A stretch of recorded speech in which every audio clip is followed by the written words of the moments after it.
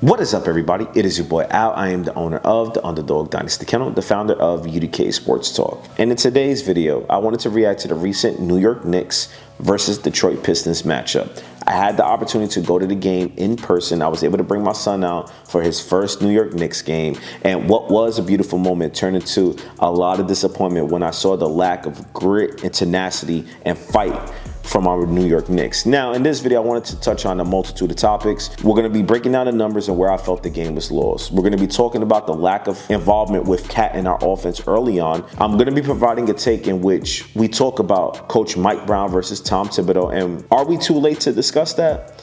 In my opinion, I don't believe we are. I believe there really needs to be a serious conversation that needs to be had there, and where I felt everything went wrong. We're going to be talking about, is there still that New York grit that we saw from the 2023 team? And also, we're going to be talking about what I believe the New York Knicks should do against the Detroit Pistons based off of what I saw in the game. But with that being said, please don't forget to like, comment, and sub to the channel. Check off the bell notification icon to become part of the family.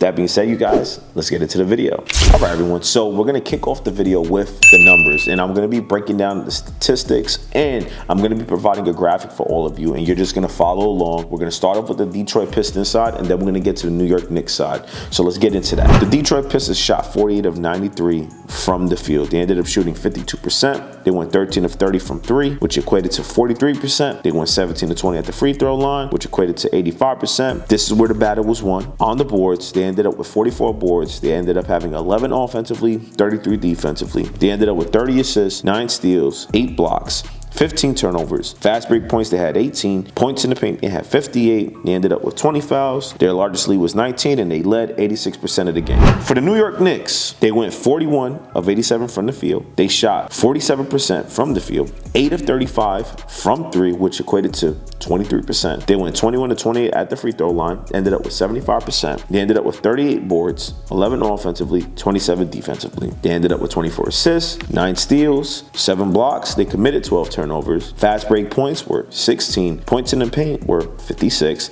They ended up with 22 fouls, and the largest lead was 7. Now, when you look at the numbers, there isn't much of a deviation between the two teams. However, where the Detroit Pistons get you is in all of those hustle categories. What their superpower is, their athleticism and their youth and their energy allows them to play with this grit and tenacity all game long. So when they force you into those turnovers, which their defense will because they have an elite defense, basically they come at the most inopportune times, and those turnovers lead to easy buckets for the Detroit Pistons. Now, this has happened 3 times now against the Pistons. Last game was much more improved, a lot better. I felt like we came out with a lot more energy compared to the first 2. And I really felt like this game, if I'm being honest, I don't want to make this video turn into an all-out rant. It's not what it's designed to do. But coming into this game, you knew what time it was. You knew Detroit wanted to come and send a message. They were without Jalen Duren. They were without Beef Stew. You knew that. And it was time to let them know we're like that. And instead, what you did was you gave them more confidence. They remember the emotions that they felt playing in the Garden, where our fan base was talking crazy to them. And they saw that viral clip all off season long of Alstar Thompson getting crossed up by JB and hitting that game-winning 3. They saw it all. How many times have we heard this? They felt they should have won that series. So every time you go up against them, you need to meet the energy. You need to meet the tenacity. You need to be willing to get gritty and fight if need be with them. And the New York Knicks, they don't want to do that. They don't want to meet that energy. They don't want to meet that grind. They can do it for a little bit, but that's why the Pistons end up wearing us down, and they just let that lead balloon ride up, because you have to meet the energy and the grit that is required to beat them. And unfortunately, in my opinion, that heartbeat, that soul, all of those things that we had that made us grow back into that 90s feel of basketball, when we had Tom Thibodeau here, in that 2023 team, that it's funny, but the Pistons are a more athletic version than the team that we were back then. Everything was about grit and grind. We would grind you out all the way to the end of the game. We would crash the boards. We would dominate you on the glass. We would get those extra possessions. We would play defense.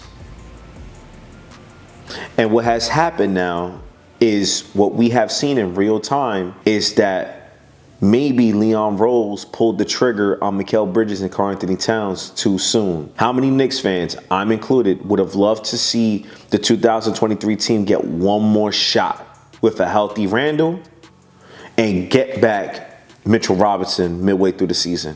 We will never know. But now let's talk about it. The true issue with this team is that the minute that they made the trade for Karl-Anthony Towns, the minute that Leon Rose sent over Julius Randle and Dante DiVincenzo over to Minnesota for Karl-Anthony Towns, what they brought back in skill from an offensive perspective to have a stretch five, they lost in heart, they lost in tenacity, they lost in toughness, they lost in fight. What made New York special, what made them get back on the map, left out the building. So when you have teams like Detroit that are coming in there to assert themselves, to send a message, you had guys that have said, what's up? We want the smoke. We ain't scared. We want the smoke. Now, if you're a New York Knicks fan, what are some of the positives you could take away from the game? Well, there's not many. But what I would say is that you have faced the Detroit Pistons now 3 times, that you have shot horribly from 3 all 3 times. But in those first 2 games, a lot of those attempts were heavily contested. I felt in this matchup, the Knicks had a lot more high quality open looks from 3. And in my opinion, they had a lot more open looks in general. So is that more offensive execution, or is that them lacking Jalen Duren and Beef Stew in the paint leading up to those open looks? Like, there's a combination of things. I would say this, based off the ball movement that I saw and the looks that the Knicks were generating, I believe that translates in these matchups potentially if we cross over in the postseason. Now, if they continue to play at this rate, lacking that grit and energy, there's an argument to be made that they won't even get to the Eastern Conference Finals where they will meet the Detroit Pistons. But you never know. But the reality is right now, the New York Knicks, they need to start getting to the grind and they need to finish this season strong, which I believe they will. Now, when you look at where we are offensively, this is where you want to see the progression going. It looked like JB was finally able to get it going again. He was able to get his rhythm. He was able to get into the flow in terms of scoring. Now, offensively, in terms of facilitating, there's a lot of turnovers, lazy passes, which is going to where I'm going with this next portion of the video is, he's our point guard, and we need him to be crisp. And the reality is that right now, the Detroit Pistons have the best player between the 2 teams. The New York Knicks have the best roster, but the Detroit Pistons have the better player. And it's not that I don't believe JB is an elite player. I believe Jalen Brunson is an elite player. But the reality is that Cade Cunningham is God-given ability. He's special. And when you have a guy that has now taken that turn, he has went from a star to a superstar. And what has happened right now is that he's able to do things that JB can't just because he's taller and he's more athletic. And that's not a knock on JB. It's just that that's what it is. And Cade's game has ascended him into superstardom. His work has paid off. And where has JB's grind turned into? We all know he's great in the postseason. He can score. But as a facilitator, we need him to facilitate more for our guys. And for whatever reason, it's just not there in terms of the proficiency that we need from him in terms of getting the easy buckets for Mikal Bridges, OG Anunoby, and Karl-Anthony Towns. Now, leading up to the next point, Mike Brown. Now, is it too late in the season where we have to talk about the elephant in the room, which is, would this team get punked out the way they have with Tom Thibodeau as their coach going up against Detroit? There's an argument that could be made to say, yeah, because it happened last season. But I would say this, Tom Thibodeau is not hugging coaches right after getting whooped for the 3rd time and them sending a message. JB Bickerstaff is over there wanting all of the smoke. All of it. And we out here just hugging. Like, yeah, man, what's going on, bro? Yo, great game, great team. I'm not trying to hear that, man. The Knicks have the opportunity, the best opportunity that they have had since 1994. I'm not going to say the 1999 season. I'm not going to go that route because we all know who the Knicks had to face. They had to face the Spurs, and the Spurs had the Admiral, and they had Tim Duncan. So we all know how that turned out. So their last legitimate shot was in 94, in my opinion. You have the best opportunity that you've had since then, and this is the energy and the grit that you come out with. My thing is, there was one thing that was never lacking under Tom Thibodeau, and that was that toughness mindset, that grit, that grind. Yes, he overplayed his starters. I am in no way contesting that. He did not play the bench, and that's why he's up and out of here. But when you look at the two teams, now, in retrospect, this team ultimately is built for Tom Thibodeau. That's the reality. The Knicks can't consistently play at Mike Brown's clip because they don't have the players and they don't have the athleticism to do so. They have some players who can run, but their best players are not gunners. You get what I'm saying? See, like Cade Cunningham could play in the system. He could facilitate. He could drive the action because that's his game. Jalen Brunson, that's not really his game. And Karl Anthony Towns, we already know what he brings defensively. Nothing. Now you got him running up and down the court consistently. He doesn't have the legs to run this offense or let alone be efficient in it. So again, the elephant in the room, Mike Brown. You know who your two best players are. Your two best players are Jalen Brunson and Karl Anthony Towns. Why is it that the New York Knicks have on paper what should be a top two-man combination in the NBA next to Denver, who has Jamal Murray and Nikola Jokic? How is it in 2 seasons that we don't have these two absolutely clicking? Why are we not running them in the pick and roll? Why are we not running them in the pick and pop? Why are we not consistently getting these two involved the way Jamal Murray and Nikola Jokic do? I was at the Denver Nuggets Knicks game. I was there, and every possession they were going to it. Why is it that our top 2 players do not play well off of one another? Why is that? Is that a chemistry issue? Is that a lack of interest issue? What is that? Let me know in the comments what you guys think. What is the reasoning as to why the New York Knicks do not have the best two-man game in the NBA? When you have a big that can shoot like Karl Anthony Towns and you have a scorer like Jalen Brunson, is there a lack of wanting to do so? Or does that fall on the coach? You see, I'm going to say something that may be a little controversial, but in order for us to understand how we ended up here, we need to understand how everything transpired at the end of last season. The minute James Dolan decided to put his head in that office and go and talk about legit decisions with Leon Rose on those exit meetings, he was there and he heard exactly this. And we could put 2 and 2 together. No report can confirm this, but we probably know how this turned out. Jalen Brunson and Karl Anthony Towns wanted who? They wanted Tom Thibodeau. We don't know who OG Anunoby wanted, but we know this.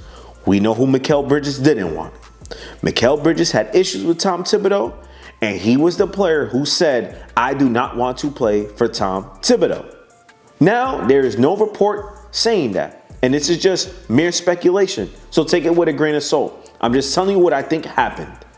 And what I believed happened was that James Dolan was right there when he told him that. Once that exit interview was done, James Dolan had a nice little conversation with Leon Rose and told him this.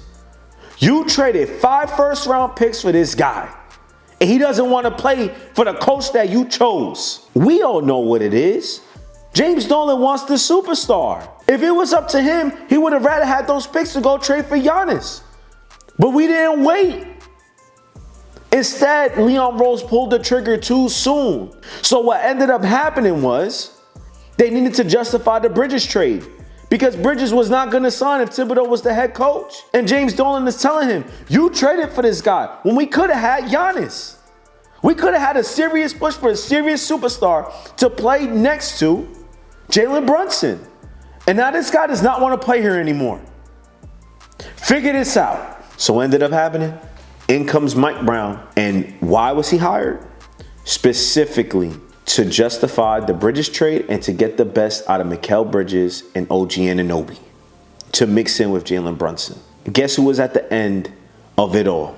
Karl Anthony Towns, which is why you have the lack of production that you have from him now. This is a system issue. What does he say? It requires sacrifice.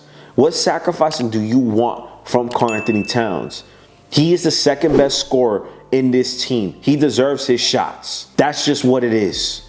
He needs to demand the ball. He should not be at the top of the key. He should be in the post demanding the ball. And to be honest with you, an argument can be made that Karl-Anthony Towns needs to assert himself too.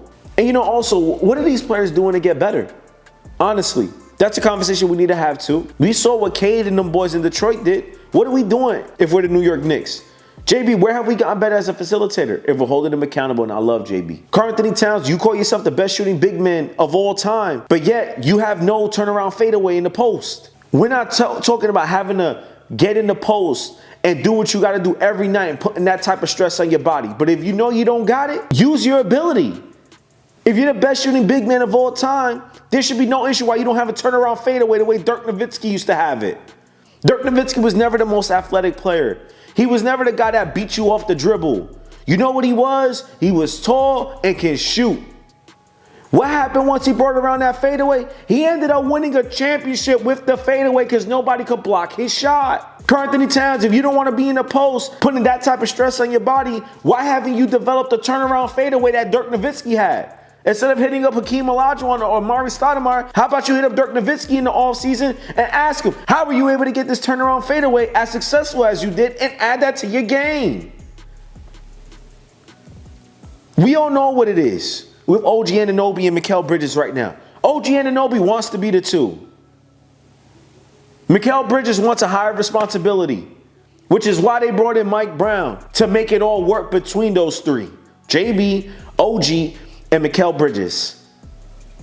The reality is they needed to bring in a coach who was going to run a system that was conducive to Jalen Brunson and Karl-Anthony Towns. And because of that, you have the inconsistency issues that you have. There's a reason why the New York Knicks are either really high or they're really low. And there's no in between. There's no consistency. It's because you're relying off of, in my opinion, I'm going to call it for what it is. Yes, statistically, the New York Knicks are a solid three-point shooting team. I believe they're top three. However, we have guys who can shoot the three. Not great three-point shooters outside of Karl-Anthony Towns. I'll give JB and Deuce McBride. I'll put them in there too. And Shaman. But outside of that, you have guys who can shoot the three. Not great three-point shooters. So when you're running this system that requires great three-point shooters, you're going to have the massive influx of inconsistencies that have came with the New York Knicks. And that's why full ownership needs to be put on Mike Brown. Because there should be no reason why I am at this game and you have Karl-Anthony Towns taking 2 shots in the first half.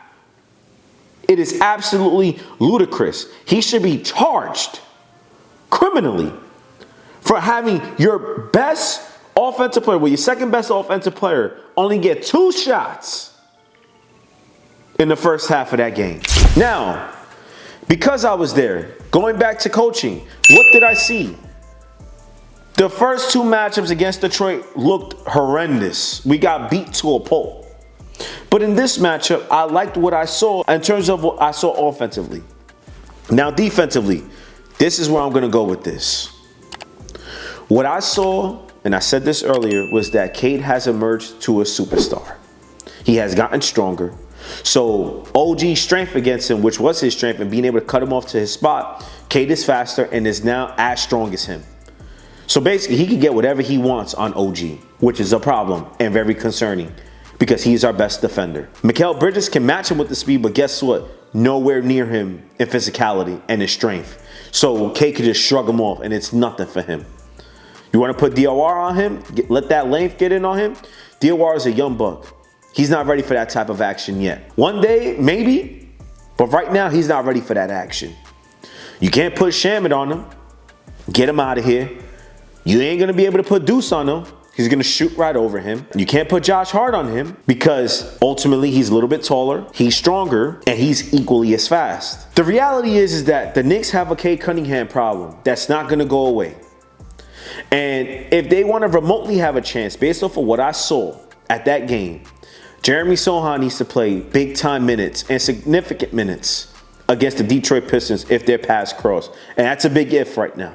Because if they decide to play the way they are, being as reliant as they are on a three-point shot, and not being able to run a half-court offense consistently, picking and choosing when to push pace, but also picking and choosing when to slow it down and get your guys the best shots possible. If they don't do that, there's an argument could be made. They're not even going to get out the second round this year. A legit argument could be made. But I got full faith in my guys to be able to get to the Eastern Conference Finals. And I believe we're going to see the Pistons, in my opinion. I believe we are. But given the fact that I just said that, Jeremy Sochan is your key. What I saw in the Garden was a guy who can meet Cade at his spots, has the grit and tenacity to stay with him, and is not scared of him. And he also has the strength to stay in front of him and stick with him. Now, what does that rotation look like utilizing Sochan with the guys that we have? Is it going to be JB, McBride, or Shamet with Sochan, OG, and Karl-Anthony Towns, or Mitchell Robinson? What does that look like? You know, it's really rough. Do they decide to try small ball and put OG at the 5, Sochan at the 4, get more flexibility, maybe Mikal Bridges at the 3, Shamet and McBride at the 2 with Brunson to close out games? Like, what does that look like? And these are going to be hard conversations that Mike Brown is going to have to make. Now, it's borderline disrespectful how the Detroit Pistons play offensive basketball against the New York Knicks. It comes down to this. They have nobody who can stop Cade Cunningham, especially right now. And that's what it comes down to. So yes, Cade Cunningham is able to get his way and do whatever he wants, and he is the engine of Detroit. But what I notice is all they want to do is run the pick and roll action. And all they want to do against the New York Knicks, and this is what I said, is borderline disrespectful. They know you can't stop him from getting to where he wants to get to every play.